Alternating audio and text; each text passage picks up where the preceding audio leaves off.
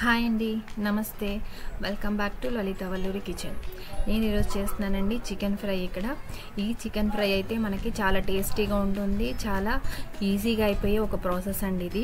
దాని ఇంట్లోనే మనం చాలా సులువుగా అయితే చేసుకోవచ్చు. అండ్ అలాగే ఇది 2-3 డేస్ కూడా నిలవ ఉంటుందండి. ఒక 2 డేస్ బయట పెట్టుకున్నా కూడా మనకి అంతే టేస్టీగా ఉంటుంది.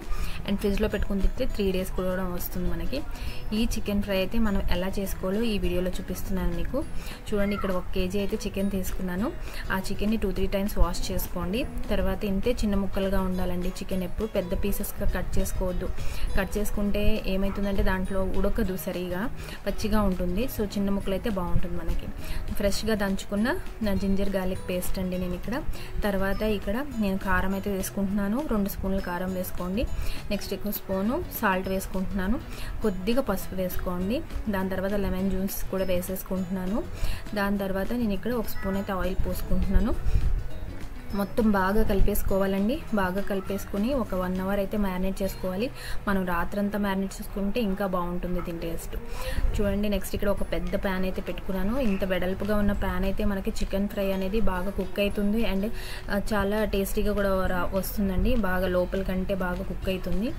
సో దీన్ని మొత్తం ఆయిల్ హీట్ అయ్యాక దీంట్లో మనం మొత్తం చికెన్ అయితే వేసేసుకోవాలి. ఇలా చికెన్ వేసేసుకుని బాగా సదురుకోండి.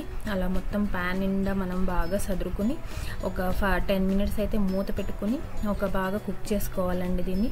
ఇలా కుక్ చేసుకుంటే ఏమవుతుందంటే మనకి ఆ వాటర్లోని కుక్ చేసుకుంటున్నాం కాబట్టి మనం ఎక్స్ట్రా వాటర్ పోయాం కాబట్టి దీన్ని ఇలా కుక్ చేసుకున్న వల్లనే మనకి నిలవ ఉంటుంది మనకి చికెన్ అనేది. చూడండి, ఇలా మనం మొత్తం వెడల్పుగా పెట్టుకున్నాక ఒక 10 మినిట్స్ మూత పెట్టుకోండి. 10 మినిట్స్ తర్వాత చూసుకుంటున్నాం. చూడండి, ఇలా వాటర్ అయితే మనకి సెపరేట్ అయిపోతుంది చికెన్ నుంచి. ఇదంతా నేను అసలు వాటర్ పోయలేదండి. ఇంత వాటర్ మొత్తం చికెన్ కడుక్కుంటాం కదా, అండ్ అలాగే మ్యారినేట్ చేసినప్పుడు ఈ వాటర్ వస్తుంది. నెక్స్ట్ ఇంకొక 1/2 అవర్ అయితే పెట్టుకోండి. 1/2 అవర్ తర్వాత అయితే మనకి చూడండి ఇలా చికెన్లోంచి మొత్తం వాటర్ అయితే మొత్తం ఎవాపరేట్ అయిపోయింది. నెక్స్ట్ ఇక్కడ మనకు ఆయిల్ ఒకటే కనిపిస్తూ ఉంది. ఈ చికెన్ని సపరేట్గా తీసి పెట్టుకోండి ఒక బౌల్లో. నెక్స్ట్ ఇక్కడ మనం అదే ప్యాన్లోకి ఇప్పుడు మళ్ళీ ఆయిల్ వేసుకోవాలండి. 3-4 టేబుల్ స్పూన్ అయితే ఆయిల్ పడుతుంది ఇక్కడ మనకి. ఈ ఆయిల్లో ఒక ఉల్లిపాయనైతే మనం చిన్న చిన్న ముక్కలుగా ఇలా కట్ చేసేసుకుని దాంట్లో వేసేసుకోవాలి. వేసుకుని ఒక 5 మినిట్స్ అయితే ఇలా వేపుకోవాలండి. ఎర్రగా వేగాలవి, బాగా ఎరుపుగర కలర్ రావాలి. నెక్స్ట్ ఇక్కడ ఇంకా 1 స్పూన్ అయితే జింజర్ గార్లిక్ పేస్ట్ వేసుకుంటున్నాను. దాన్ని కూడా ఇలా ఉల్లిపాయలతో పాటు వేపేసుకోండి బాగా ఎర్రగా. వేగిన తర్వాత నేను ఇక్కడ 1/2 టేబుల్ స్పూన్ అయితే గరం మసాలా వేసుకుంటున్నాను. అండ్ 1 స్పూను నేను చికెన్ మసాలా వేసుకుంటున్నాను. ఇవి కూడా ఈ ఆనియన్స్తో పాటు ఇది కూడా వేపుకోవాలండి. ఆయిల్లోనే వేగాలి. ఎంతసేపు ఆయిల్లోనే వేగాలండి అన్నీ. ఇక్కడ నీళ్ళు మాత్రం పోసుకోవద్దు. నెక్స్ట్ ఇక్కడ మనం ఇవి కొంచెం ఎర్రగా ఇలా వేగిన తర్వాత మనం ఇక్కడ చికెన్ అయితే వేసేసుకుందాం. నెక్స్ట్ ఇక్కడ ఫ్రై చేసుకున్న చికెన్ని వేసేసుకుంటున్నాము. వేసేసుకుని ఇవి కూడా ఆ ఆనియన్స్తో పాటు ఫ్రై అవనివ్వాలండి.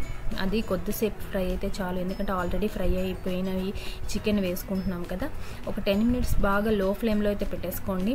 లో ఫ్లేమ్లో పెట్టేసుకుని అలా మూత పెట్టుకున్నామంటే మనకి ఆ మసాలాస్ అంతా చికెన్కి పట్టి ఇంకా టేస్టీగా ఉంటుంది చికెన్ మనకి. ఒక 10 మినిట్స్ తర్వాత మనం మూత తీసుకుని సర్వ్ చేసుకోవడమే. ఇంకా చూడండి, ఇలా నేను సర్వ్ చేసుకుంటున్నాను ఇక్కడ బౌల్ తీసుకొని. చూడండి, ఎంతో ఈజీగా అయిపోయి ఎంతో టేస్టీగా ఉండే మనకి చికెన్ ఫ్రై అయితే ఇలా రెడీ అయిపోతుంది. చాలా చక్కగా ఉడుకుతుందండి మనకి. కొద్దిగా కూడా నీళ్ళు పోసకుండా ఫ్రై చేసుకున్నాం కాబట్టి మనకి ఇది చాలా ఒక 2-3 డేస్ అయితే అలాగే ఉంటుంది మనకి, చెడిపోదు మనకి.